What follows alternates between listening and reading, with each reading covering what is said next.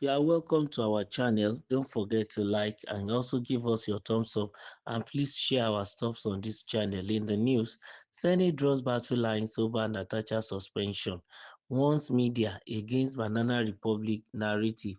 The Nigerian Senate has signaled it will not bow to public pressure or sentiment in the standoff over Senator Natasha Akpoti-Uduaghan's suspension, declaring that any matter before the courts is off limit, even as criticism mounts over the blocked return to the chamber at a heated capacity building workshop on parliamentary reporting, issues, challenges and responsibilities. On Wednesday, Senate spokesman Yemi Adaramodu delivered a pointed message. Standing Order 40 subsection 1 says, "Any matter that is in court shall not be entertained. Our standing orders are constitutional. Section 60 empowers each house to regulate its own procedure. Rules and rules. Rules are rules. If you are supposed to sit on seat number 10 and you take seat number 13, you will not be recognized." But oftentimes, the public interprets such procedures as if Parliament is a banana republic. The remark underscores a deepening rift over Akpoti-Uduaghan's status. Despite the expiration of her 6-month suspension, National Assembly management has barred her return until a court of appeal ruling, citing the need to avoid sub judice.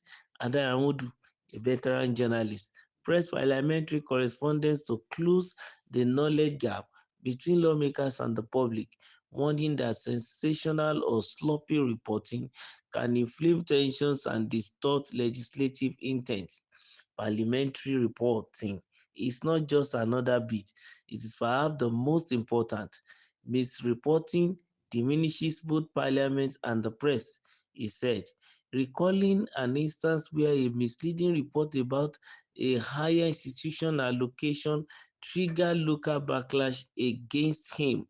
He cautioned reporters to resist partisan pressure and sensational headlines, reminding them of Section 22 of the Constitution, which entrusts the press with the sacred duty of fair and responsible oversight. Adaramodu disclosed that Senate President Godswill Akpabio has approved quarterly retreat to improve reporters' grasp of legislative procedures, an apparent bid to prevent future clashes between parliament and the media. The Senate's uncompromising stance signals that Akpoti-Uduaghan's return will hinge solely on the judiciary's ruling, not particular sentiment or political sentiment. It also set the stage for it to intensify scrutiny of the chamber's strict adherence to its rules, a move supporters say protects institutional integrity, but critics view as silencing an elected lawmaker. The matter of Senator Natasha Akpoti-Uduaghan is on the front burner again, and this time around is between her and her resumption to the Senate, and it seems the Senate has refused her from resuming, and the reason behind it was stated by the Senate spokesperson, Mr. Adaramodu.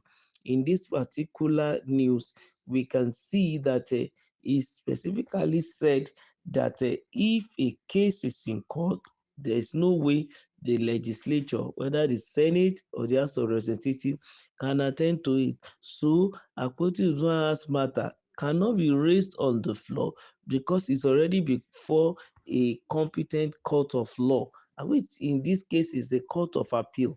And it was Akpoti-Uduaghan herself that appealed the particular judgment given by a former, court that stated that she should tender apology in 2 newspapers of her choice and also on her social media platforms, Facebook precisely. She should tender apology to the court. But Akpoti-Uduaghan has refused to do that. Instead of tendering apology, she appealed the judgment, believing that she wasn't given a fair hearing and waiting for the appeal court to come out with its own ruling as regards the matter. And as long as the matter is before a court, the standing order 40 subsection 1, as quoted by Mr. Adaramodu, says any matter that is in court shall not be entertained. He said our standing orders are constitutional. Section 60 empowers each house to regulate its procedures. Rules are rules. That was the submission of Mr. Adaramodu. So, technically, we will say that it is not the Senate that debar Mrs. Akpoti-Uduaghan from entering even into the Senate and taking a seat. But because there are rules that govern the Senate, they have to abide by the rule. So she needs to go and pursue a legal issue or case, and then until the matter is resolved, she cannot come into the Senate. That was the submission of the Senate. I don't know what the reaction of Akpoti-Uduaghan will be and all those who happen to be on her side. But be it as it may, yes, some may see it as sentiment, some may see it as witch hunting, some may even see it as trying, as that our enemies are trying to crush her. Be it as it may, this is the advice from Nigerians that she should remain strong, irrespective of what may be happening. Maybe it's as a result of our own mistake, or the other way around. Maybe it's as a result of the mistake of the Senate or the Senate president. But one thing is sacrosanct. As long as the matter is in court, there is no way she will be admitted even into the Senate chamber, because the Senate need to sit down and then raise a motion and conclude that she should come in. But now that the matter is in court, there is no way that she will be able to, ask to come in, because they can't raise a matter. Their matter cannot be raised on the floor of the chamber, in as much as it is before the competent court of law in Nigeria. And this time around is the Court of Appeal.